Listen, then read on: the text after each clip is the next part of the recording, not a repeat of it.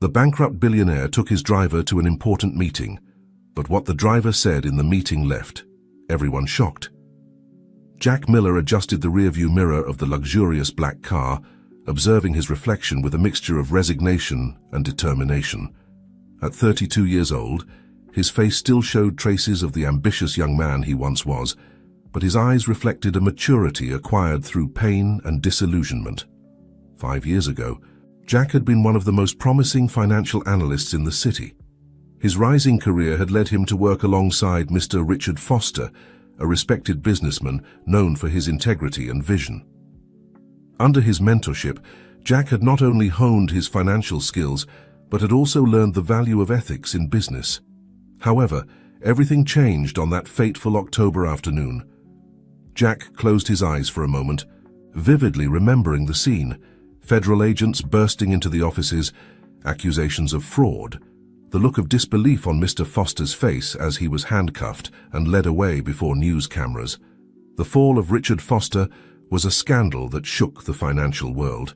Accused of embezzlement and large-scale fraud, the once respected businessman was sentenced to prison, his reputation destroyed, his fortune confiscated. But Jack knew the truth. In the days following the arrest, working tirelessly through mountains of documents and financial records, he had discovered the true architect of Mr. Foster's ruin: Laura Harrison, an unscrupulous investor who had meticulously orchestrated the businessman's downfall to seize his assets. Armed with evidence, Jack had tried to clear his mentor's name, but Laura Harrison's power and influence were vast. His attempts were blocked at every turn, evidence misplaced, witnesses silenced. Frustrated and disillusioned by a system that seemed to favor the corrupt, Jack made a drastic decision to completely abandon the world of finance. Now, 5 years later, Jack found himself behind the wheel of a luxury car, but not as the owner, rather as the driver for Mr. Alexander Parker, owner of Parker Industries, a company that was once prosperous but now teetered on the brink of bankruptcy. Mr. Parker was an old-school businessman, proud and stubborn, who resisted admitting the gravity of his company's financial situation. Jack, from his position as a driver, had observed with growing concern the signs of decline: tense meetings, frantic phone calls, Mr. Parker's heavy sighs every time he left his office. That morning, as he drove towards Parker Industries' headquarters, Jack noticed unusual agitation. Executives in impeccable suits were entering and leaving the building, their tense faces reflecting the importance of the day ahead. "Looks like today's the big day, Jack?" Mr. Parker commented from the back seat, his voice trying to sound carefree, but betrayed by a slight tremor. Jack nodded, keeping his expression neutral. "Yes, sir. Would you like me to wait for you after the meeting?" "That won't be necessary," Mr. Parker replied, massaging his temples. "This could take hours. I'll call you when it's over." As he parked in front of the imposing glass and steel building, Jack couldn't help but feel a pang of nostalgia. In another life, he would have been one of those executives, preparing for a crucial meeting. Now his role was limited to opening the door for his boss and observing from afar. "Have a good day, sir," Jack said, holding the door open as Mr. Parker got out of the car. The businessman paused for a moment, looking at Jack with a mixture of weariness and gratitude. "Thank you, Jack. Sometimes I think you're the only one I can trust these days." With those words, Mr. Parker walked away, his shoulders slightly hunched under the weight of the worries he carried. Jack watched him enter the building, a sense of unease growing in his chest. Little did Jack know that on that day, fate had prepared a surprise for him that would force him to confront his past and would change the course of his life forever. As he prepared to wait in the car, not imagining that he would soon be embroiled in a plot of power, greed, and redemption, the clock marked the beginning of a day that would shake the foundations of Parker Industries and challenge everything Jack thought he knew about himself and the world he had left behind. The midday sun fell relentlessly on the parking lot of Parker Industries when Jack's phone vibrated urgently. It was a message from Mr. Parker. "Come to the boardroom immediately. Bring the black briefcase from the trunk. It's urgent." With his heart racing, Jack rushed to comply with the order. In his 5 years as a driver, he had never been called to a meeting. As he rode up in the elevator, with the heavy briefcase in hand, he couldn't help but feel that he was about to cross an invisible line he had drawn in his life. Upon reaching the executive floor, Jack found himself in a scene of palpable tension. Executives with somber faces were moving through the corridors, whispering among themselves. Mr. Parker's secretary, a normally composed woman, seemed on the verge of a nervous breakdown. "Jack, thank God you're here," she exclaimed upon seeing him. "Mr. Parker is waiting for that briefcase. It's the last hope to save the company." With a lump in his throat, Jack nodded and headed towards the imposing oak door of the boardroom. He took a deep breath and, reminding himself that he was just the driver, knocked softly. "Come in." Mr. Parker's voice sounded tense, almost desperate. As he entered, Jack found himself facing a scene that seemed taken from his days as a financial analyst. The long mahogany table was surrounded by men and women in suits, all with expressions ranging from concern to hostility. At the head, Mr. Parker seemed to have aged 10 years in a matter of hours. But what really caught Jack's attention, what made his blood run cold, was the woman seated at the other end of the table. With her perfectly styled black hair and designer suit, Laura Harrison exuded an aura of power and confidence that contrasted brutally with the atmosphere of desperation that surrounded her. For an instant, time seemed to stand still. Laura's eyes met Jack's, and for a second, a flash of recognition crossed her face, quickly replaced by a cold, calculating smile. "Ah, the driver," she said in a condescending tone. "How quaint for him to join us." Jack felt his hands trembling as he handed the briefcase to Mr. Parker. His mind was working at full speed, trying to process the situation. What was Laura Harrison doing here? Was she planning to do to Parker Industries what she had done to Mr. Foster's company? "Thank you, Jack," Mr. Parker muttered, opening the briefcase with trembling fingers. "You can leave now." But Jack didn't move. He couldn't, not when he saw the same scene unfolding before his eyes, the same trap that had destroyed his mentor years ago. "Mr. Parker," he began, his voice barely a whisper. "I think you should know—" "Know what?" Laura interrupted, her voice sharp as a knife. What could a mere driver possibly contribute to this discussion? It was at that moment, under the incredulous and contemptuous looks of those present, that Jack made a decision that would change the course of his life and the fate of Parker Industries. "That you're about to make a grave mistake," he declared, his voice gaining strength with each word. "Laura Harrison is not who she claims to be. She's a con artist, a woman who destroyed the life of an honest man and is about to do the same here." A sepulchral silence fell over the room. Mr. Parker looked at Jack with a mixture of surprise and indignation. "Jack, have you lost your mind? Mrs. Harrison is our last hope to save the company." Laura, for her part, maintained her composure. Although her eyes shone with barely contained fury, "Mr. Parker, I suggest you remove your employee from here before he says something we'll all regret." But Jack had already crossed the point of no return. With a calmness he didn't know he possessed, he began to unearth the past he had tried so hard to forget. He spoke of Richard Foster, of the financial manipulations, of the evidence he had gathered and that had been ignored. "I have copies of all the documents," he declared, looking directly at Laura.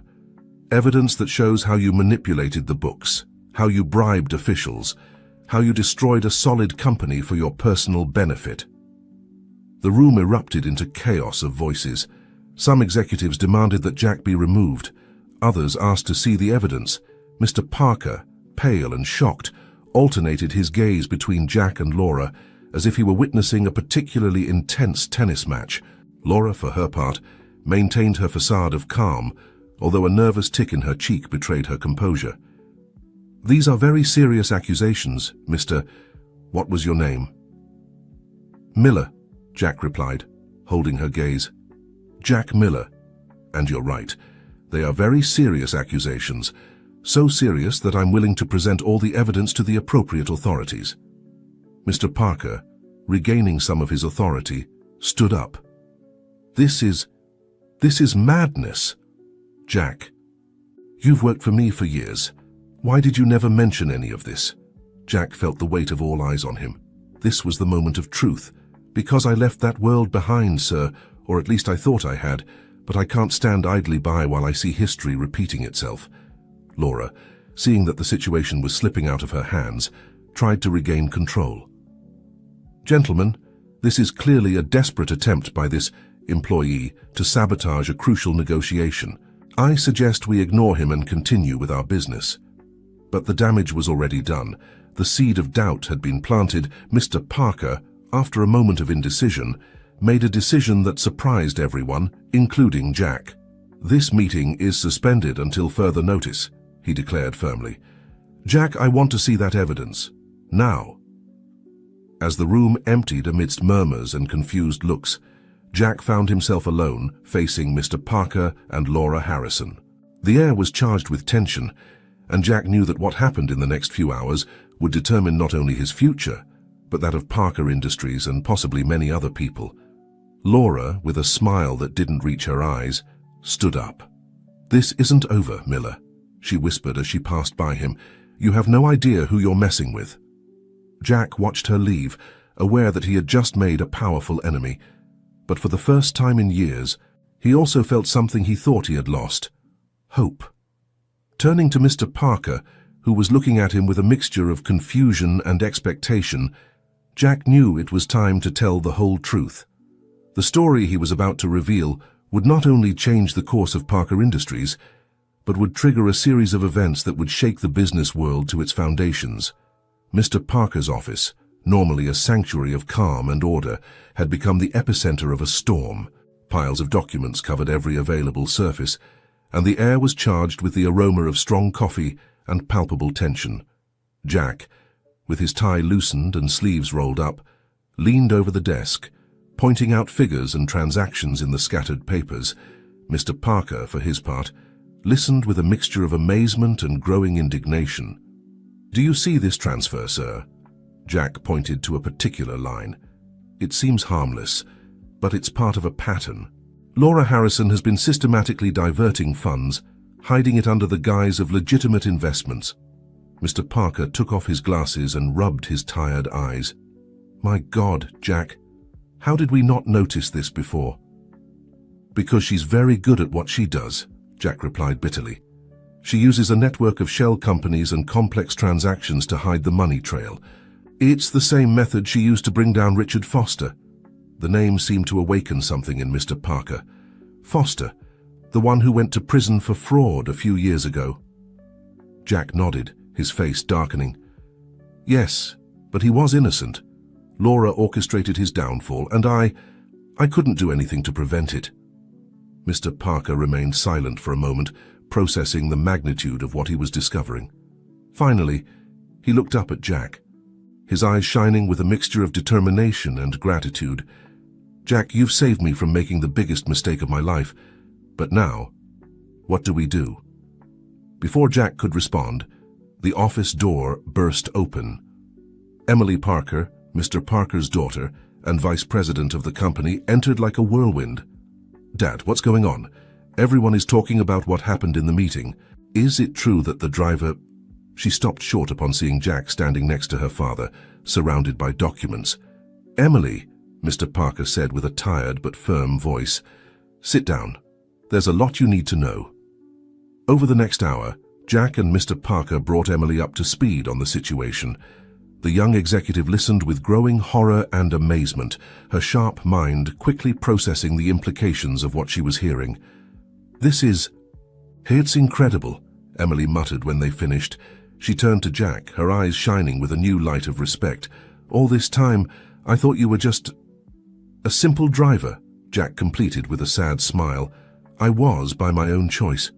And honestly, there were times when it was easier to be just the driver, less complicated.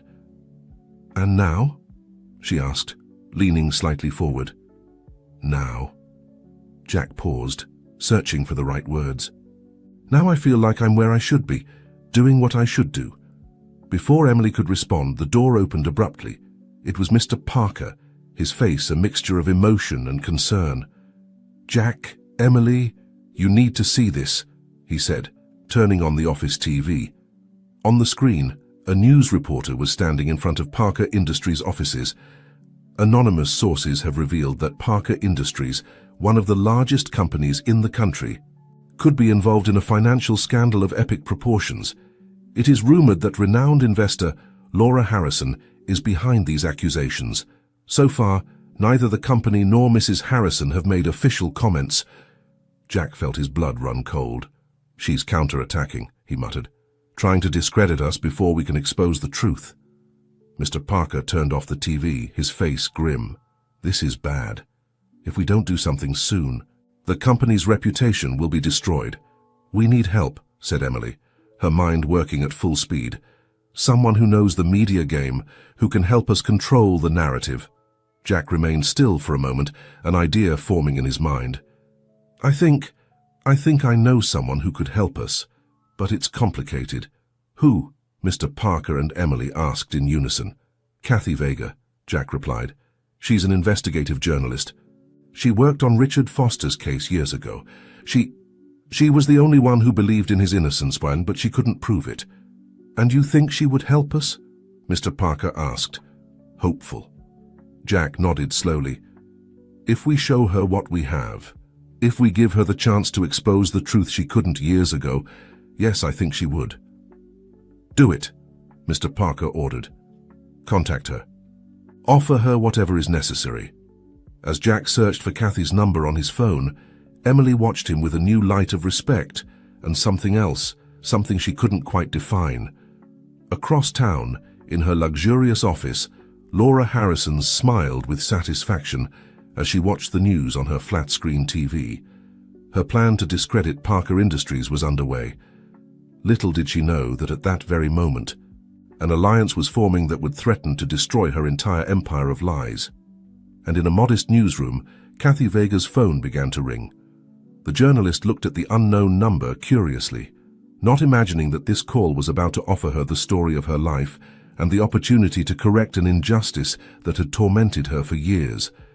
The board was set, the pieces in motion. The battle for the truth, justice, and the future of Parker Industries was about to enter a new and dangerous phase. The following morning dawned with an electrifying energy at Parker Industries offices. The hallways buzzed with rumors and speculation as employees tried to decipher the events of the previous day. At the center of this whirlwind, Jack found himself in a surreal situation. He was no longer the invisible driver, but the focus of attention. Offering him one of the cups, "I imagine it's been an interesting morning." Jack accepted the coffee with a grateful smile. "Interesting is an understatement. 24 hours ago, I was worried about the oil level in your father's car. Now I'm unraveling years of financial fraud." Emily sat down across from him, her expression a mixture of curiosity and admiration. "How do you do it? How can you stay calm in the midst of all this?" Jack let out a soft laugh. "Believe me, inside I'm as nervous as everyone else, but I learned a long time ago that panic solves nothing. We can only move forward, one step at a time." There was a moment of comfortable silence between them, broken only by Jack's soft typing on the computer. Emily observed him working, noticing for the first time the intensity of his gaze, the way his forehead wrinkled slightly when he concentrated. "Jack," she finally said, "I want to apologize." He looked up, surprised. "Apologize? For what?" "For how I treated you before, for underestimating you. We saw you as just the driver, and that wasn't right." Jack looked at her for a moment, touched by her sincerity. "Emily, you don't have to apologize. I chose that role. And honestly, there were times when it was easier to be just the driver, less complicated." "And now?" she asked, leaning slightly forward. "Now?" Jack paused, searching for the right words.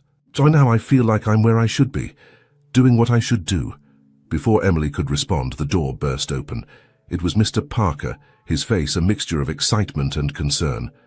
"Jack, Emily, you have to see this," he said, turning on the office TV. On the screen, a news reporter was standing in front of Parker Industries offices. Anonymous sources have revealed that Parker Industries, one of the largest companies in the country, could be involved in a financial scandal of epic proportions. It is rumored that renowned investor Laura Harrison is behind these accusations. So far, neither the company nor Mrs. Harrison have made official comments. Jack felt his blood run cold. "She's counterattacking," he muttered, "trying to discredit us before we can expose the truth." Mr. Parker turned off the TV, his face grim. "This is bad. If we don't do something soon, the company's reputation will be destroyed." "We need help," said Emily, her mind working at full speed. "Someone who knows the media game, who can help us control the narrative." Jack remained still for a moment, an idea forming in his mind. I think I know someone who could help us, but it's complicated." "Who?" Mr. Parker and Emily asked in unison. "Kathy Vega," Jack replied. "She's an investigative journalist. She worked on Richard Foster's case years ago. She was the only one who believed in his innocence, but she couldn't prove it." "And you think she would help us?" Mr. Parker asked, hopeful. Jack nodded slowly. "If we show her what we have, if we give her the chance to expose the truth she couldn't years ago, yes, I think she would." "Do it," Mr. Parker ordered. "Contact her. Offer her whatever is necessary." As Jack searched for Kathy's number on his phone, Emily watched him with a new light of respect and something else, something she couldn't quite define. Across town, in her luxurious office, Laura Harrison smiled with satisfaction as she watched the news on her flat-screen TV. Her plan to discredit Parker Industries was underway. Little did she know that at that very moment, an alliance was forming that would threaten to destroy her entire empire of lies. And in a modest newsroom, Kathy Vega's phone began to ring. The journalist looked at the unknown number curiously, not imagining that this call was about to offer her the story of her life and the opportunity to correct an injustice that had tormented her for years. The board was set, the pieces in motion. The battle for the truth, justice, and the future of Parker Industries was about to enter a new and dangerous phase. The coffee shop on the corner bustled with activity, the aroma of freshly brewed espresso mixing with the murmur of hurried conversations. At a table in the back, partially hidden by a large ornamental plant, Jack waited nervously, his fingers drumming on the cup of coffee that had already gone cold. Every time the door opened, he looked up with a mixture of hope and apprehension. Finally, a middle-aged woman with brown hair pulled back in a messy bun and sharp eyes behind thick-rimmed glasses entered the place. Her gaze scanned the room until it fixed on Jack. Kathy Vega approached the table with a determined step, her expression a mixture of curiosity and caution. "Jack Miller?" she asked. Though it was more of a statement than a question, Jack stood up, extending his hand. "Miss Vega, thank you for coming. Please, have a seat." Kathy sat down, her eyes never leaving Jack's face. "I must admit that your call intrigued me, Mr. Miller. It's not every day that I receive a mysterious invitation to discuss the story of the century, so..." Jack smiled nervously. "I assure you I wasn't exaggerating. What I'm about to show you, it will change many things." Over the next hour, Jack presented Kathy with a detailed summary of everything they had discovered. Laura Harrison's financial manipulations, the connection to Richard Foster's case, and how it all intertwined with Parker Industries' current situation. As he spoke, Jack could see how Kathy's expression changed from initial disbelief to intense interest, and finally, to fierce determination. This is monumental," said Kathy when Jack finished. "If we can prove all this, we wouldn't just exonerate Richard Foster, but we'd expose one of the biggest corporate fraud schemes in the country's history. That's why we need you, Mrs. Vega. You have the experience and contacts to help us tell this story the right way. Laura Harrison is already moving her pieces, trying to discredit us. We need to act fast." Kathy leaned back in her chair, her mind working at full speed. "This won't be easy. Laura Harrison has powerful connections, friends in high places. They'll try to silence us by any means possible." "I know," Jack replied, his voice tinged with determination. "But this time, we have something we didn't have before. Concrete evidence and allies willing to fight." Kathy nodded slowly, a spark of excitement shining in her eyes. "All right, I'm in, but we'll need more than just documents and testimonies. We'll need a solid media strategy." "Count on it," said Jack. "Mr. Parker and his daughter Emily are committed to doing whatever it takes to expose the truth." As they discussed the details of their plan, neither of them noticed the solitary figure sitting at a nearby table, partially hidden behind a newspaper. The man lowered the newspaper slightly, revealing cold, calculating eyes. With a discreet movement, he took out his phone and sent a message. "The journalist is involved. Proceed with Plan B." Back at Parker Industries' offices, Emily paced back and forth in the conference room, her mind a whirlwind of thoughts and strategies. Mr. Parker, seated at the head of the table, reviewed a stack of documents with a furrowed brow. "Dad," Emily said, suddenly stopping, "what if we're underestimating Laura? What if she has an ace up her sleeve that we haven't considered?" Mr. Parker looked up, his eyes tired but determined. "It's possible, honey. That's why we need to be prepared for any eventuality." At that moment, the door opened and Jack entered, followed closely by Kathy Vega. Emily felt an inexplicable flutter in her stomach at the sight of Jack, but quickly attributed it to the tension of the moment. "Mr. Parker, Emily B.," said Jack, "let me introduce you to Kathy Vega. She has agreed to help us." The introductions were brief but cordial. Soon, the group was immersed in an intense discussion, drawing up plans and considering all the possible ramifications of their actions. "We must be cautious," Kathy warned. "Laura Harrison won't hesitate to use dirty tactics. She might try to discredit us personally, dig into our pasts for anything she can use against us." Jack felt a chill run down his spine. His past, though not shameful, was full of pain and loss. The idea that Laura could use that against him turned his stomach. Emily, noticing Jack's somber expression, felt a sudden impulse to protect him. "No matter what she tries," she said firmly, "we'll be prepared. We're stronger together." Jack gave her a grateful smile, and for a moment their gazes met, communicating more than words could express. Mr. Parker, oblivious to the silent exchange between his daughter and Jack, stood up. "Well, then it's decided. Tomorrow we begin our counter-offensive. Kathy, prepare the first article. Emily, coordinate with our legal team. Jack." Before he could finish, the door burst open. It was Martinez, the head of security, his face pale and worried. "Sir, we have a problem," he said breathlessly. "Someone has hacked our servers.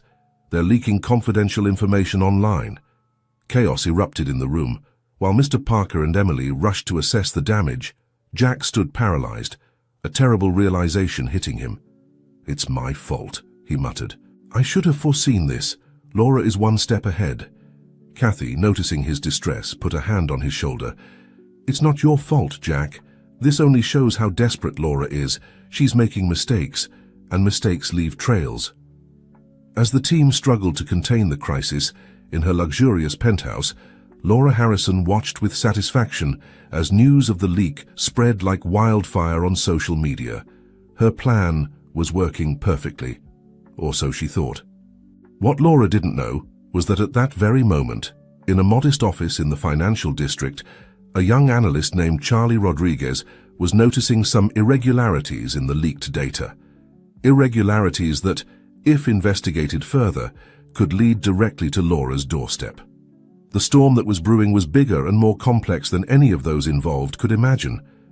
And at the heart of it all, Jack Miller found himself at a crossroads. The decisions he would make in the next few hours would determine not only his future, but that of everyone around him. Night fell over the city, bringing with it a deceptive calm. At Parker Industries' offices, the lights remained on, silent witnesses to the battle being waged within. A battle that was about to reach epic proportions.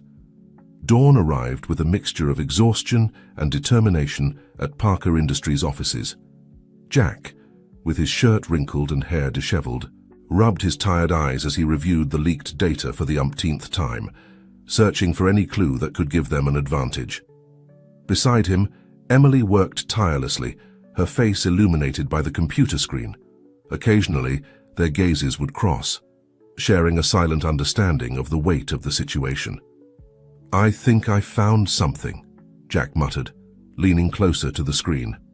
Emily moved closer, her shoulder brushing against his, sending an electric current through his body that both tried to ignore. "Look at this," Jack continued, pointing to a series of transactions. "These transfers, they don't match the original records we had. Someone modified them before leaking them." Emily's eyes widened. "That means that we have proof of manipulation," Jack completed, a tired but triumphant smile on his face. "Laura didn't just leak information, she altered it. And she made a mistake in doing so." At that moment, Kathy Vega entered the office, holding her phone with a shocked expression. "You have to see this," she said, showing them the screen. It was a viral video that was spreading across social media. In it, a hooded figure with a distorted voice spoke directly to the camera. "Citizens, the truth speaks to you. Parker Industries is not the victim it claims to be. I have evidence of their corruption, of their dirty deals. And there's more. Jack Miller, the supposed hero of this story, has dark secrets. Did you know he abandoned his mentor, Richard Foster, in his darkest hour? That he fled like a coward instead of fighting for the truth?" Jack felt the ground open beneath his feet. All the insecurities and guilt he had buried for years resurfaced forcefully. Emily, seeing the pain in Jack's eyes, acted on instinct. She took his hand, squeezing it tightly. "I don't believe them, Jack. We know who you really are." Kathy turned off the video, her face a mask of determination. "This is low, even for Laura, but we can use it to our advantage. Her desperation is making her make mistakes." Before they could elaborate on a plan, Mr. Parker entered the office on his face somber. "We have a bigger problem.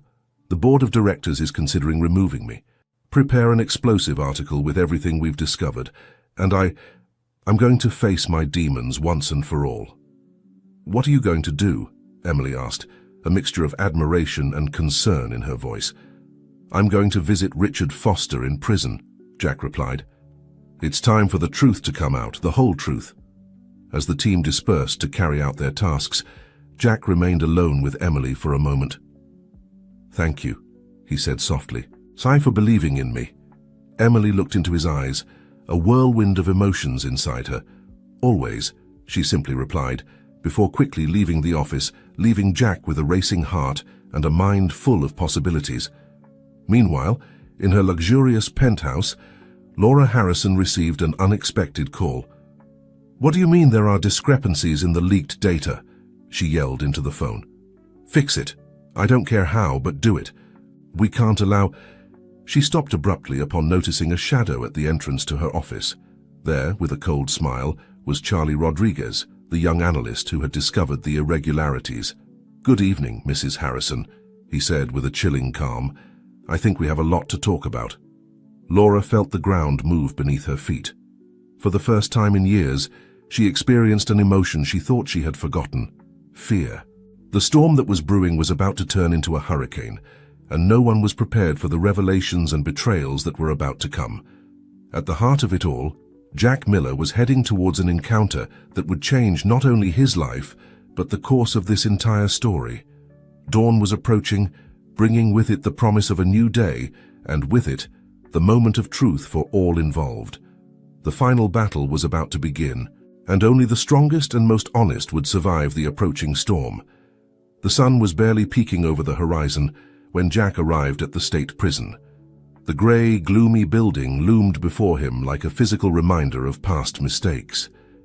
With each step he took towards the entrance, he felt the weight of the years accumulating on his shoulders. After passing through rigorous security checks, Jack was led to a small visiting room. The guard indicated that he should wait, and minutes later, the door opened again. Richard Foster entered the room, his figure a shadow of what he once was. His hair, once jet black, was now sprinkled with grey. The wrinkles on his face told the story of years of injustice and desperation. But his eyes, those eyes that had once inspired Jack to be better, still shone with a spark of indomitable determination. "Jack," said Richard, his voice hoarse from lack of use. After all these years, Jack stood up, fighting the urge to hug the man who had once been like a father to him. Mr. Foster, I'm so sorry. I should have come sooner. I should have fought harder. Richard raised a hand, silencing Jack's apologies. There's no need to apologize, son. I know you did everything you could. They sat across from each other, the silence laden with years of unspoken words and actions not taken. I'm here because I finally have a chance to make things right, Jack began. We have evidence, Mr. Foster. Evidence that will not only exonerate you, but will expose Laura Harrison for who she really is. Richard's eyes lit up with a mixture of hope and caution. Are you sure, Jack? Laura is powerful. She has connections everywhere. Jack nodded with determination. I know, and it won't be easy. But this time I'm not alone. We have a team, powerful allies. And most importantly, we have the truth on our side. Over the next hour, Jack told Richard everything that had happened. How he had discovered the connection between Laura and the crisis at Parker Industries, how Mr. Parker and Emily had become unexpected allies, and how Kathy Vega was helping them expose the truth. Richard listened attentively, his expression changing from surprise to concern and, finally, to iron resolve. Jack, he said finally, what you're doing is dangerous. Laura will stop at nothing to protect herself, but if what you're saying is true, if you really have the evidence, then perhaps, after all these years, justice will finally be served. Jack felt a weight lift from his shoulders. The implicit forgiveness in Richard's words was like a balm to his tormented soul. There's something else I need to tell you, Jack continued, his voice trembling slightly. The video, the one Laura leaked, it says I abandoned you, that I fled like a coward. Richard frowned. That's ridiculous. You were the only one who kept fighting when everyone else gave up. But I left, Jack insisted, emotions repressed for years finally coming to the surface. I stopped visiting, I stopped trying. I gave up on you, on everything. Richard leaned forward, his eyes fixed on Jack's. Listen to me carefully, son. You didn't give up. I asked you to leave. Remember, I told you to live your life, not to waste your youth fighting a battle that seemed lost. If there's a coward here, it's me for not having the strength to keep fighting. Richard's words hit Jack like a wave, washing away years of guilt and remorse. For the first time in a long time, he felt he could breathe freely. Now, Richard continued with a determined smile, tell me more about this plan of yours, and about this Emily. It seems there's more than just business there, huh? Jack couldn't help but blush, which elicited a genuine laugh from Richard, a sound neither of them had heard in years. Meanwhile, at Parker Industries offices, Emily worked frantically, coordinating with the legal team and preparing the strategy for the imminent press conference. However, her mind kept drifting to Jack, wondering how his meeting with Richard Foster was going. Mr. Parker entered the office, his face showing signs of fatigue but also determination. How are we doing, honey? Emily gave him a quick summary of the situation, ending with, Dad, do you think we're doing the right thing? What if all this goes wrong? Mr. Parker put a comforting hand on his daughter's shoulder. Sometimes, Emily, doing the right thing is the hardest, but it's the only thing that will allow us to look in the mirror with pride at the end of the day. At that moment, Kathy Vega burst into the office, her face lit up with a mixture of excitement and urgency. We have something big, she announced. One of my contacts in the financial world, Charlie Rodriguez, just sent me a bombshell of information. It seems he's been working undercover, investigating Laura Harrison for months. Mr. Parker and Emily drew closer as Kathy spread a series of documents across the desk. This is incredible, Emily muttered as she reviewed the information.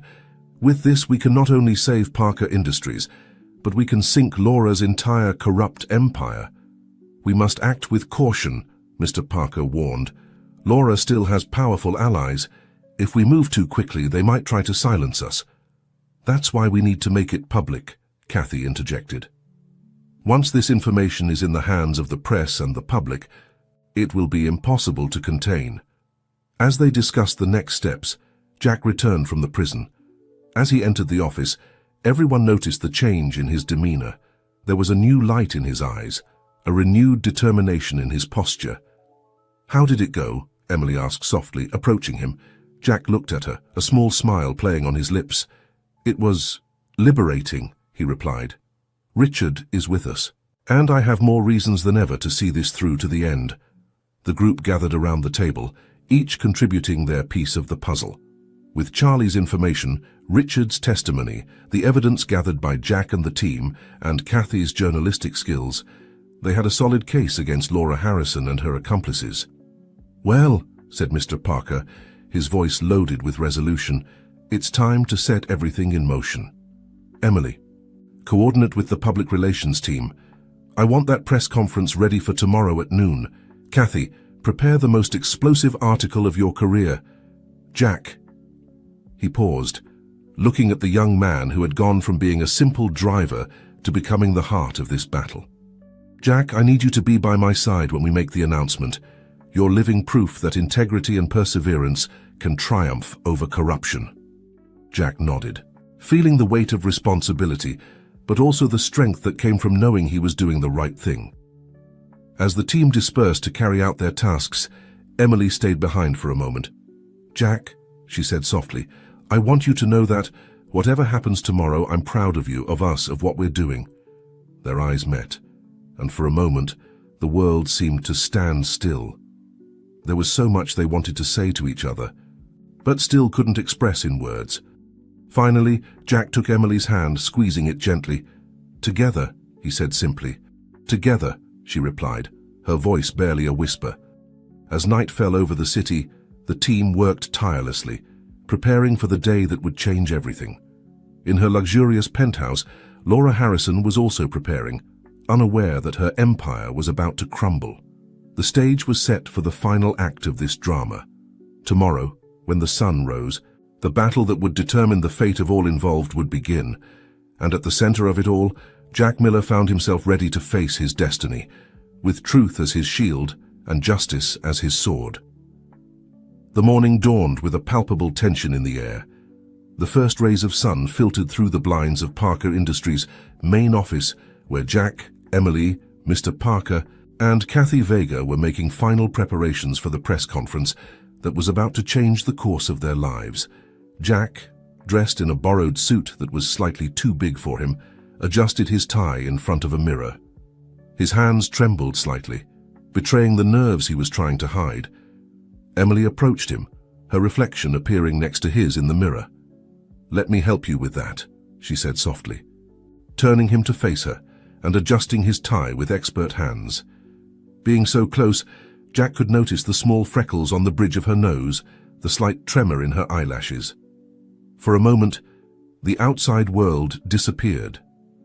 "Emily, Jack began, but was interrupted by Mr. Parker's voice. "It's time," he announced, his voice laden with determination. "The conference room is full. All the major media outlets are present." Kathy Vega, who had been reviewing her notes one last time, stood up. "Remember the plan, Mr. Parker. You'll open the conference. Then, Jack will present the evidence. I'll be ready to answer questions and provide journalistic context. Emily, you'll handle any legal or financial questions." Everyone nodded, the gravity of the moment reflected in their faces. Before leaving the office, Mr. Parker gathered them in a circle, like a sports team before the decisive game. "Whatever happens today," he said, looking each of them in the eye, "I want you to know that I'm proud of all of you. We have fought with honor and truth. Now, let's change the course of history." Meanwhile, in her luxurious penthouse, Laura Harrison was preparing for her own battle. Dressed in an impeccable black suit, she frantically reviewed her phone, sending messages and making last-minute calls. "I don't care how you do it," she hissed to one of her allies, "but I need you to discredit Jack Miller before that press conference is over. Use the video, use his past, use whatever is necessary." However, a shadow of doubt crossed her face when she saw a message from an unknown number. "The truth always comes to light, Laura. It's time for you to pay for your crimes. C.R." Laura felt a chill run down her spine. Who was C.R.? And what did they know? Back at Parker Industries, the team was heading towards the conference room. Jack could hear the murmur of the crowd on the other side of the doors, journalists, executives, curious onlookers, all waiting to witness what promised to be the revelation of the year. Just before entering, Emily took Jack's hand, giving it a comforting squeeze. "We're in this together," she whispered. "No matter what happens." Jack nodded, grateful for her presence, for her strength. With one last deep breath, the group entered the room. The flash of cameras momentarily blinded them. The noise of the crowd intensified upon seeing them enter, and then calmed when Mr. Parker approached the podium. "Good morning, everyone," he began, his voice firm and clear. "We have called you here today to reveal a truth that has remained hidden for too long, a truth that will expose years of corruption, manipulation, and fraud at the highest levels of the business world." As Mr. Parker continued his introduction, Jack scanned the crowd. His heart skipped a beat when, in the last row, he saw a familiar figure. Richard Foster, recently released on bail thanks to the new evidence, was there, offering him a supportive smile. And now I give the floor to someone who has been at the center of this story from the beginning, a man who had the courage to stand up to the powerful and fight for the truth. Jack Miller. With trembling legs but determination in his gaze, Jack approached the podium. He looked at the crowd, then at Emily, who offered him an encouraging nod, and finally at Richard Foster, whose presence reminded him why he was there. "My name is Jack Miller," he began, his voice gaining strength with each word. "And I'm here to tell you a story of greed, of betrayal, but also of redemption and justice." As Jack spoke, revealing proof after proof, document after document, the room filled with gasps and murmurs of amazement. He meticulously exposed Laura Harrison's corrupt scheme, how she had manipulated markets, ruined lives, and built an empire on lies. In her penthouse, Laura Harrison watched the live broadcast, her face growing paler with each revelation. Her frantic calls to allies and lawyers went unanswered. The empire she had so carefully built was crumbling before her eyes. Back at the press conference, Jack was reaching the climax of his presentation, and finally, he said, his voice laden with emotion, "I want to talk about Richard Foster, an innocent man, imprisoned for crimes he didn't commit, a victim of Laura Harrison's manipulation. Today, we not only expose the truth about Parker Industries, but we also clear the name of an honorable man." The room erupted into a tumult of questions and exclamations. Kathy Vega took control, answering questions and providing context, while Emily handled the more technical and legal inquiries. As the controlled chaos unfolded around him, Jack felt a hand on his shoulder. It was Richard Foster, with tears in his eyes. "You did it, son," he said with a broken voice. "After all these years, justice has finally been served." Jack, overwhelmed with emotion, hugged the man who had been like a father to him. "We did it together," he replied. At that moment, the doors of the room burst open. Everyone turned to see Laura Harrison escorted by 2 police officers. Her face, normally composed, showed a mixture of fury and defeat. "Laura Harrison," announced one of the officers, his voice resonating in the sudden silence of the room, "you are under arrest for fraud, market manipulation, and obstruction of justice." As Laura was escorted out of the room, her eyes met Jack's. For a moment, he saw in them not only hatred, but also a flash of reluctant respect. She had underestimated the simple driver, and that had been her downfall. With Laura out of the picture, attention turned back to Jack and the Parker Industries team. The camera flashes intensified, and the murmur of the crowd grew into a roar of questions and exclamations. Mr. Parker, sensing the need for control, approached the podium. "Ladies and gentlemen, please remain calm. We will answer all your questions in order." As Mr. Parker and Kathy Vega handled the avalanche of questions from journalists, Jack found himself momentarily on the sidelines of the chaos. It was then that he felt a warm hand slip into his. It was Emily. "You did it," she whispered, her eyes shining with a mixture of admiration and something deeper, something neither of them dared to name yet. Jack squeezed her hand gently. "We did it," he corrected. "To all of us." For a moment, the world seemed to fade around them. They were so close that Jack could count the freckles on Emily's nose bridge, could see the slight tremor in her lips. Almost without realizing it, they leaned towards each other. "Jack!" Mr. Parker's voice pulled them out of their bubble. "We need you here for some questions." Blushing slightly, Jack and Emily separated, aware that they had been about to cross a line at the least appropriate moment and place. The next few hours were a whirlwind of questions, statements, and revelations.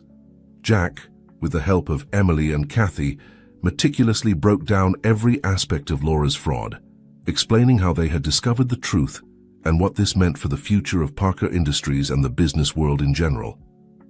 As the press conference came to an end, it became clear that this was not the end, but the beginning of a new chapter. Laura Harrison's fall had opened a Pandora's box, exposing a network of corruption that extended far beyond a single company or individual. When they finally left the podium, exhausted but triumphant, they were greeted by a standing ovation. Journalists, executives, and even competitors approached to congratulate them and offer their support. Amidst the crowd, Jack saw Richard Foster, surrounded by old friends and colleagues who had come to apologize and celebrate his exoneration. The old man gestured for Jack to approach. "Son," said Richard, his voice laden with emotion, "I can't express how proud I am of you. You've done more than clear my name. You've restored faith in justice and integrity in business." Jack, overwhelmed, hugged his mentor. "Thank you for not losing hope, Mr. Foster, for teaching me the value of perseverance and honesty." As they separated, Richard looked over Jack's shoulder and smiled. "And it seems you've gained more than just a professional victory," he said with a wink, nodding towards Emily, who was watching them from afar with a warm smile. Jack blushed, but before he could respond, Mr. Parker joined them. "Jack, Mr. Foster," he said, his voice laden with gratitude and respect. "And I think we have a lot to discuss about the future. What do you say we continue this conversation in my office?" As they headed towards the exit, Jack found himself walking alongside Emily. The brush of their hands, the exchange of complicit glances, all spoke of a future full of possibilities that they were just beginning to glimpse. However, as they advanced through the corridors of Parker Industries, Jack couldn't help but feel a pang of unease. They had won a crucial battle, but the war against corruption was far from over. What challenges awaited them? Would they be prepared to face them? As they rode the elevator up to Mr. Parker's office, Jack looked at the faces around him. Emily, with her unwavering determination, Mr. Parker, whose integrity had prevailed over adversity, Richard Foster, a living symbol of redemption, and Kathy Vega, whose relentless pursuit of truth had been fundamental to their victory. With this team by his side, Jack felt they could face any challenge the future held for them. Truth had triumphed today, and with perseverance and unity, it would continue to triumph. The elevator doors opened, revealing a new horizon of possibilities. Jack took a deep breath and stepped forward, ready to face whatever came, with the certainty that he was no longer alone in his fight for justice. The days that followed the explosive press conference were a whirlwind of activity. Parker Industries found itself at the center of a media hurricane, with journalists camping outside the offices and the phone ringing non-stop. Jack, who until recently had been a simple driver, now found himself at the heart of the company's reconstruction. Mr. Parker, recognizing his integrity and ability, had offered him a position as a special advisor, working directly with him and Emily to implement new transparency and business ethics policies. One morning, as Jack was heading to his new office, it still felt strange to have one, he paused in front of a mirror in the hallway. The reflection that looked back at him was that of a transformed man. He was no longer the disillusioned young man who had fled the financial world years ago, nor the driver resigned to a life of anonymity. This Jack Miller radiated confidence and determination. "Good morning, Mr. Miller," the secretary greeted him as he entered the main office. He still startled a bit every time someone called him that. "Good morning, Mary," he replied with a smile. "Is Mr. Parker available?" "He's on an important call, but he asked me to tell you to meet with Miss Emily in the conference room. They're reviewing proposals for the new ethics committee." Jack nodded and headed towards the conference room, his heart racing slightly at the prospect of seeing Emily. Since that near confession at the press conference, they had been working so closely that they had barely had time to address what was, or could be, between them. As he entered the room, he found Emily bent over a pile of documents, a strand of hair escaping from her usually impeccable bun. She looked up as she heard him enter, and a smile lit up her face. "Jack, glad you're here," she said, pointing to the chair beside her. "I need your opinion on these candidates for the Ethics Committee." As they reviewed the profiles, their hands accidentally brushed several times, sending sparks of electricity up their arms. Finally, Jack gathered the courage to address the elephant in the room. "Emily," he began, his voice deeper than he intended. "I think we should talk about us." Emily put down the papers she was holding and looked him directly in the eyes. "You're right," she said softly. "We've been avoiding this since the press conference." Just as Jack was about to speak, the door burst open. It was Mr. Parker, his face a mixture of excitement and concern. "Guys, we have news," he announced. "I just got a call from the district attorney's office. They're going to expand the investigation.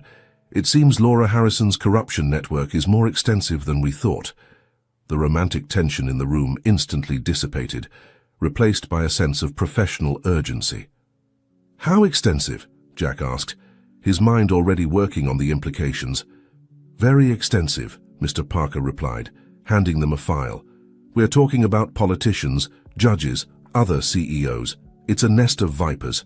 And we've disturbed it." Emily quickly leafed through the file, her face paling. This is huge, Dad. Are we prepared for the repercussions?" Mr. Parker sat heavily in a chair. "We'll have to be. We've come too far to back down now." Jack stood up, a new determination shining in his eyes. "Mr. Parker, Emily, I think we need to expand our team. This is bigger than Parker Industries now. We need allies in the media, in the government, in other companies that are willing to fight against corruption." Emily nodded, a smile of admiration forming on her lips. "Jack is right, Dad. We can turn this into a movement, a coalition for transparency and ethics in business." Mr. Parker looked at both of them, a mixture of pride and concern on his face. "You're talking about a revolution in the business world. Do you realize the risks?" Jack and Emily exchanged a look, a silent conversation passing between them. Finally, Jack spoke. "Mr. Parker, when we started this, we just wanted to save Parker Industries. But now I see that we have the opportunity, the responsibility to do something bigger, to change the system from within." Emily took her father's hand. "Dad, you always taught me to fight for what's right, regardless of the consequences. This is our chance to put that lesson into practice on a grand scale." Mr. Parker observed them for a long moment, seeing the determination in their faces. Finally, he nodded slowly. "Very well," he said, his voice laden with emotion. "Let's do it. Let's change the world." As Mr. Parker left to make some calls, Jack and Emily were left alone again. The energy in the room was electric, a mixture of professional excitement and personal tension. "Emily," Jack began, "I know this isn't the most appropriate time, but—" She interrupted him, putting a finger gently on his lips. "Jack, we're about to embark on the most dangerous and exciting adventure of our lives. I don't know what the future holds for us, but I know one thing for certain. I want to face it with you by my side. Not just as colleagues, but as—" She left the sentence hanging, her eyes searching his. Jack felt his heart racing. "As a couple?" he completed softly. Emily's smile was all the answer he needed. Without saying another word, they leaned towards each other, their lips meeting in a kiss that had been brewing for weeks. When they finally separated, they both knew that something fundamental had changed. They were no longer just Jack and Emily, two individuals fighting against corruption. Now they were a team, united not only by a common purpose, but by a deeper and more personal bond. "Ready to change the world?" Jack asked, intertwining his fingers with hers. "With you by my side, I'm ready for anything," Emily replied. Together, they left the conference room, ready to face the challenges that awaited them. The battle against corruption was just beginning. But with their love and determination as a guide, they knew they could overcome any obstacle. The future was uncertain, full of dangers and opportunities. But one thing was certain: Jack Miller, the former driver who had become the catalyst for monumental change, and Emily Parker, The heiress who had found her true calling in the fight for justice were prepared to face it together. As they walked through the corridors of Parker Industries, hand in hand, the sun filtered through the windows, bathing them in a golden light. It was the dawn of a new era, and they were at the center of it all. The following months were a whirlwind of activity for Jack, Emily, and the entire Parker Industries team. The investigation into Laura Harrison's corruption network had expanded, revealing connections at the highest levels of government and the business world. One afternoon, as Jack was reviewing some documents in his office, he received an urgent call from Kathy Vega. "Jack, I need to see you now," said the journalist, her voice laden with tension. "I have information that could change everything." Intrigued and slightly worried, Jack agreed to meet Kathy at a discreet Cafe C in the city center. Upon arriving, he found the journalist seated in a secluded corner, her eyes constantly scanning the place. "Kathy, what's going on?" Jack asked, sliding into the seat across from her.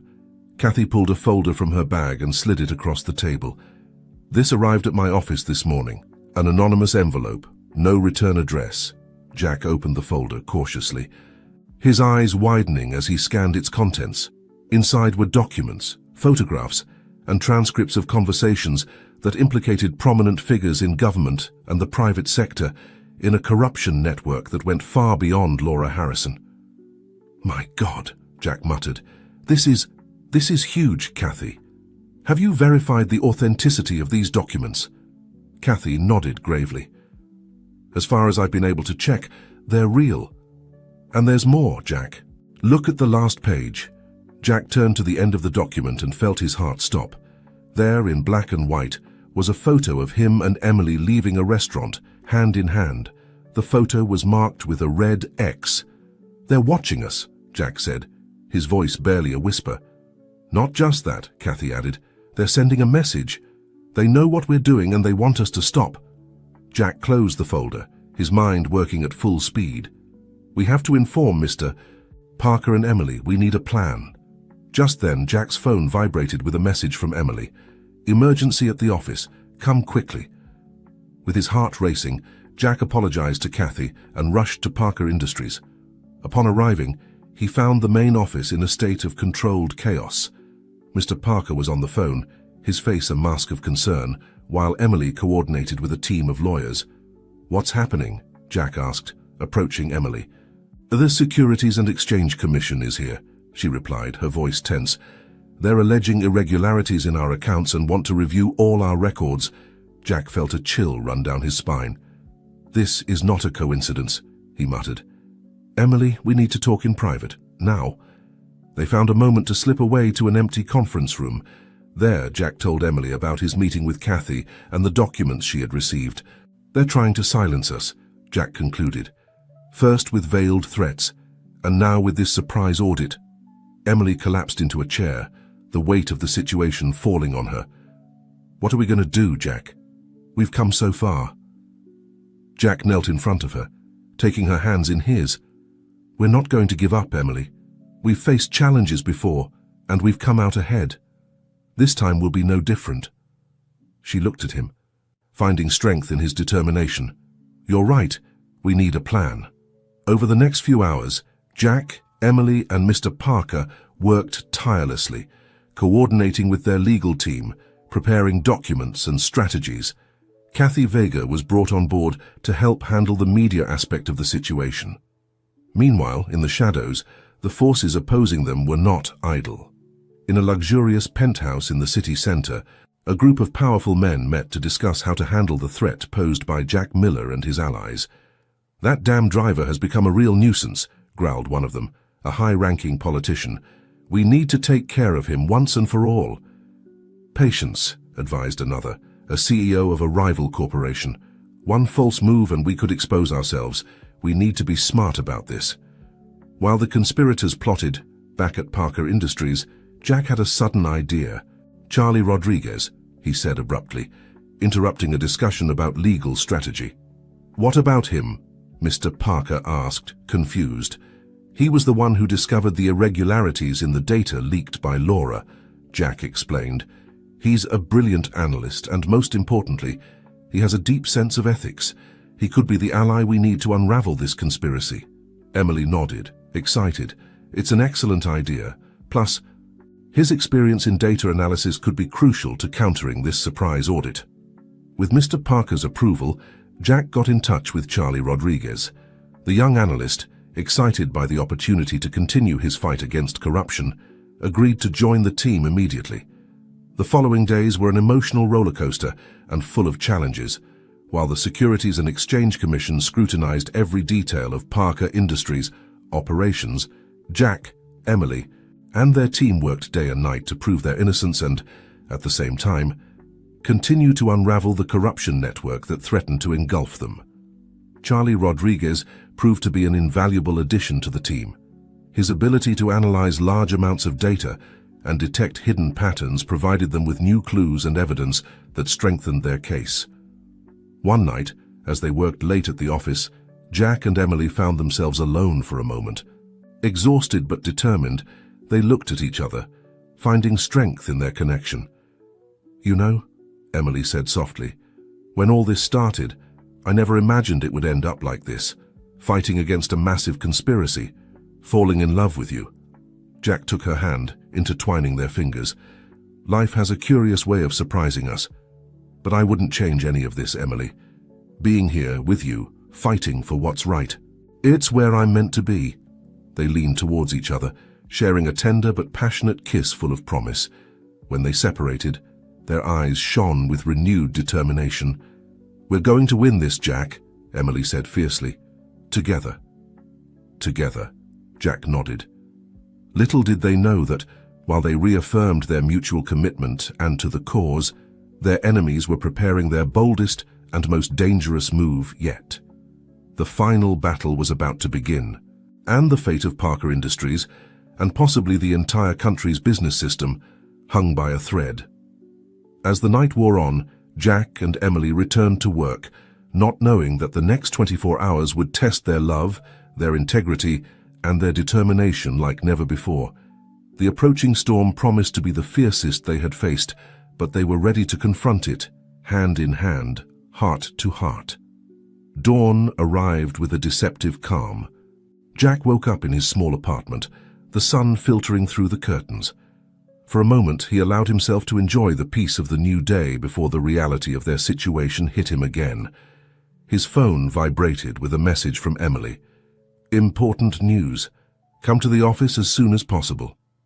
With a sigh, Jack got up and quickly prepared himself. As he drove towards Parker Industries, he couldn't help but notice the unusual number of press vehicles parked near the building. Something big was happening. Upon entering the main office, he encountered a scene of controlled chaos. Mr. Parker was in a heated discussion with a group of lawyers, while Emily frantically coordinated with the public relations team. "What's going on?" Jack asked, approaching Emily. She looked at him, her eyes a mixture of frustration and determination. The Securities and Exchange Commission has issued a preliminary report. They're alleging serious irregularities in our accounts and are recommending the suspension of our operations until a thorough investigation is completed. Jack felt the ground move beneath his feet. "But that's ridiculous. Our accounts are impeccable. Charlie and the team have reviewed everything meticulously." "I know," Emily replied, "but it seems someone has been manipulating the evidence. Look at this." She showed Jack a series of documents that appeared to show suspicious transactions and irregular fund movements. To someone who didn't know the internal details of the company, it would look like damning evidence. "This is a fabrication," Jack muttered, his mind working at full speed. "Someone is trying to frame us." At that moment, Kathy Vega entered the office, her face pale and worried.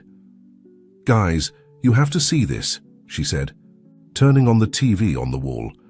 On the screen, a news anchor was reading an urgent statement. "Breaking news. The Securities and Exchange Commission has issued an arrest warrant for Alexander Parker, CEO of Parker Industries, and several of his executives, including his daughter Emily Parker and special advisor Jack Miller. They are accused of financial fraud, market manipulation, and obstruction of justice. Authorities are on their way to make the arrests." The silence that fell over the office was deafening. All eyes turned to Mr. Parker, Emily, and Jack. "This is a witch hunt," Mr. Parker growled, his face a mask of contained fury. "They're trying to silence us before we can expose the truth." Jack looked at Emily, seeing fear and determination fighting in her eyes. He took her hand, squeezing it gently. "We're not going to let them win," he said firmly, "and we've come too far to give up now." Charlie Rodriguez, who had been working quietly in a corner, approached the group. "I think I can prove these documents are forgeries," he said, "but I need time." "Time is what we don't have," Kathy replied, looking out the window. "There are police vehicles approaching the building." Mr. Parker made a quick decision. "Jack, Emily, you have to leave. Now. Take Charlie and all the data you can. I'll stay here and face them." "But Dad," Emily began, tears forming in her eyes. "There's no time to argue," Mr. Parker interrupted. "You are our best hope of exposing the truth. I'll delay them as long as I can." Jack felt a lump in his throat. This man, who had taken him in and trusted him, was willing to sacrifice himself for them. "Mr. Parker, we can't leave you." "You can, and you will," Mr. Parker said firmly. "That's an order. Now, go." With heavy hearts, Jack took Emily's hand and, along with Charlie, headed for the emergency exit. Kathy followed closely behind, promising to use her contacts to help them stay hidden. As they descended the fire escape, they heard commotion coming from the lobby. The police had entered the building. "This way," Kathy whispered, guiding them towards a back alley where a car was waiting. Jack helped Emily and Charlie into the vehicle, but before he could get in, Kathy stopped him. "Jack, I need you to give me all the information you have," she said quickly. "I'm going to stay behind and try to handle the situation from here. You need to disappear for a while." Jack nodded, handing her a USB drive containing copies of all the evidence they had gathered. "Be careful, Kathy. This is bigger than we thought." "I know," she replied with a sad smile. "Now go. Save the girl, expose the bad guys, and change the world. You know. The usual." With a final handshake, Jack got into the car. As they drove away from the Parker Industries building, he saw in the rearview mirror how the police entered en masse. His heart clenched at the thought of Mr. Parker facing that storm alone. Emily, seated beside him, had silent tears running down her cheeks. Jack took her hand, intertwining their fingers. "We're going to fix this," he promised. "We're going to clear your father's name and expose the truth. No matter what it costs." Emily nodded, squeezing his hand. "Together," she whispered. Charlie, from the back seat, spoke up. "I have an idea of where to start, but we'll need help." As the car drove away from the city, Jack looked at his companions. They were fugitives now, pursued by the very forces sworn to protect the law, but in their eyes he saw determination, courage, and hope. The final battle had begun. Against all odds, this unlikely trio, a former driver turned whistleblower, the heiress to a business empire, and a brilliant data analyst, had become the last line of defense against a conspiracy that threatened to undermine the very foundations of justice and integrity in the business world. As the car moved away from the city, heading into the uncertainty of their new life as fugitives, Jack couldn't help but feel a mixture of fear and determination. He looked at Emily, whose face showed an iron resolution, despite the tears that still shone in her eyes. "Where are we going?" he finally asked, breaking the tense silence that had fallen over the vehicle. Charlie, who had been working frantically on his laptop, looked up. "I have a friend, an ethical hacker, who lives on the outskirts of the city. If anyone can help us unravel this digital corruption network, it's him." Emily nodded. "Good, but we need more than just digital evidence. We need allies, people who can back up our story and stand up to the powers that are after us." Jack thought for a moment and then smiled. "I think I know where to start. Richard Foster." Emily's eyes lit up with understanding. "Of course, his case was the beginning of all this. If we can connect his unjust conviction with the current conspiracy—" "Exactly," Jack confirmed. "Plus, Richard has contacts in the business world that could be useful to us. People who might be willing to risk themselves for the truth." As they plotted their plan, the urban landscape gave way to suburbs and then to open countryside. Night was falling when they finally arrived at an isolated house on the outskirts of a small town. "This is it," Charlie announced. They got out of the car cautiously, aware that they were now wanted fugitives. The door of the house opened before they could knock, revealing a young man with an eccentric appearance, messy hair, and a t-shirt that said, "Hack the Planet." "Charlie, my friend," the young man greeted, hugging Charlie before looking curiously at Jack and Emily. "So these are the famous whistleblowers. Come in quickly. It's not safe outside." Once inside, the hacker, who introduced himself as Alex, led them to a basement converted into an impressive technological operations center. "Welcome to my humble abode," he said with a smile. "Now, tell me everything." Over the next few hours, Jack, Emily, and Charlie brought Alex up to speed on the situation. They showed him the evidence they had, explained the connections they had discovered, and detailed the magnitude of the conspiracy they were facing.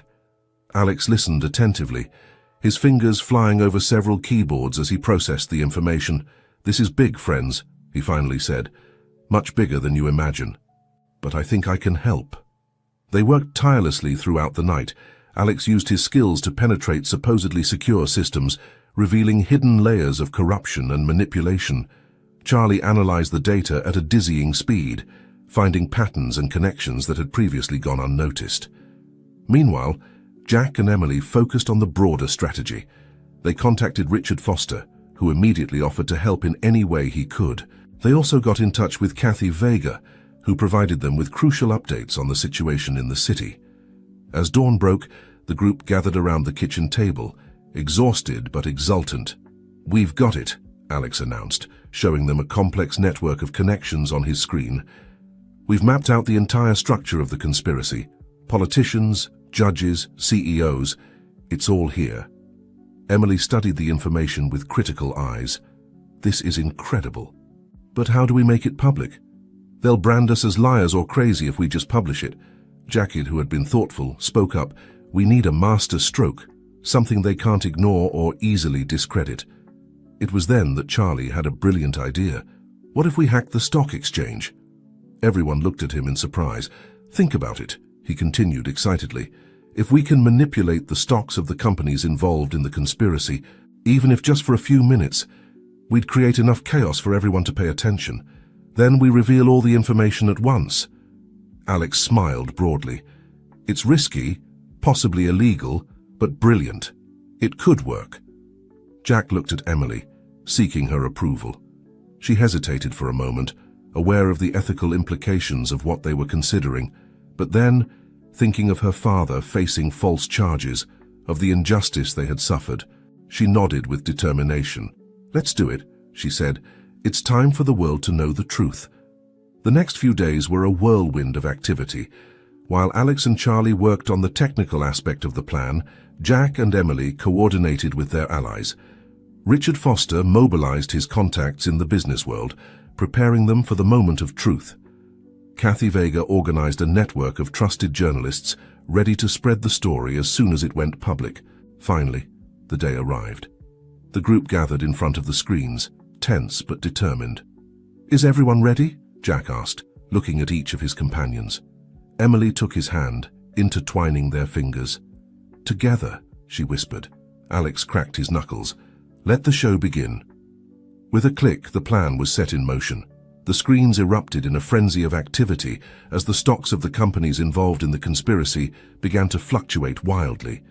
"Phase 1 completed," Charlie announced after a few tense minutes. "The financial world is in chaos." "Good," said Jack. "Now, Phase 2, release all the information." With another click, gigabytes of incriminating data flooded the internet. Websites, social media, news servers. Everything was inundated with irrefutable evidence of the largest corporate conspiracy in the country's history. Emily's phone rang. It was Kathy Vega. "It's working," the journalist said, her voice full of excitement. "All the media are covering the story. It's a media earthquake." As they watched the news in real time, they saw how the world they knew began to transform. Corrupt politicians were resigning en masse, CEOs were being arrested, judges were facing investigations, and amidst all the chaos, one piece of news stood out above the rest. Alexander Parker, CEO of Parker Industries, exonerated of all charges. Authorities admit fabrication of evidence. Emily let out a sob of relief, hugging Jack tightly. They had done it. They had changed the course of history. But their battle was not over yet. Now came the hardest part, rebuilding a broken system and ensuring that something like this never happened again. Jack looked at his companions, at this unlikely team that had achieved the impossible. "Ready for the next phase?" he asked with a smile. The unanimous answer was a resounding yes. The revolution had just begun, and they were at the center of it all. 6 months had passed since the day Jack, Emily, and their team had shaken the foundations of the business and political world. The initial storm had subsided, but the shockwaves were still felt in every corner of society. Jack found himself standing in front of the window of his new office at Parker Industries, observing the city that had changed so much. The streets bustled with activity, but there was something different in the air, a sense of renewal and hope. A soft knock on the door pulled him from his thoughts. It was Emily, as beautiful and determined as ever. "Ready for the meeting?" she asked, approaching to give him a quick kiss. Jack smiled, intertwining his fingers with hers. Ready as always. Together, they headed to the boardroom, where Mr. Parker, Richard Foster, Charlie, Kathy Vega, and several other allies were waiting for them. This wasn't an ordinary business meeting. It was the Ethics and Transparency Committee they had formed to oversee not only Parker Industries, but to advise other companies and the government on implementing ethical business practices. "Welcome, everyone," Mr. Parker began, his voice laden with fatherly pride as he looked at his daughter and Jack. "We've come a long way, but our work is far from over." Richard Foster, fully exonerated and reinstated as a respected figure in the business world, took the floor. "The change we've initiated is significant, but fragile. We must remain vigilant." Charlie, now head of Parker Industries' Data Analysis Department, presented his latest findings. "We've detected some attempts to return to old practices in certain sectors, nothing big yet, but we must be alert." The discussion that followed was intense but constructive. Plans were drawn up, strategies refined, and new objectives established. This was the new normal, a constant struggle to maintain integrity in a world that always sought the easy path to profit. When the meeting ended, Jack and Emily stayed behind, watching as the others left the room. "Did you ever imagine we'd end up like this?" Emily asked, a playful smile on her lips. Jack let out a soft laugh. "Not even in my wildest dreams. From driver to... what am I now? Corporate crusader. You're a hero," Emily said seriously. "My hero." They looked into each other's eyes, the entire story of their unlikely journey reflected in that gaze. From that day when Jack had interrupted a meeting to expose the truth, to their flight as fugitives, and finally their triumph against all odds. "You know," said Jack, taking Emily's hands in his, "with everything that's happened, we never had the chance to do things the traditional way." Emily arched an eyebrow, intrigued. "What do you mean?" Jack took a deep breath and, to Emily's surprise, got down on one knee in front of her. "Emily Parker, you've been my partner in the craziest of adventures, my anchor in the storm, and the light that guides me towards a better future. Would you do me the extraordinary honor of becoming my wife?" Emily's eyes filled with tears of joy. "Yes, 1,000 times yes," she responded, pulling Jack up for a passionate kiss. Mr. Parker, who had returned to the room without them noticing, softly cleared his throat. The couple separated, blushing but smiling. "I suppose this calls for a celebration," said Mr. Parker, his eyes shining with emotion. "After all, it's not every day my daughter gets engaged to the man who saved our company and changed the world." The three shared a laugh, the weight of the past months finally lifting from their shoulders. That night, on the rooftop of Parker Industries, an intimate engagement party was held. Friends, family, and allies gathered to celebrate not only Jack and Emily's love, but also the triumph of good over evil, of integrity over corruption.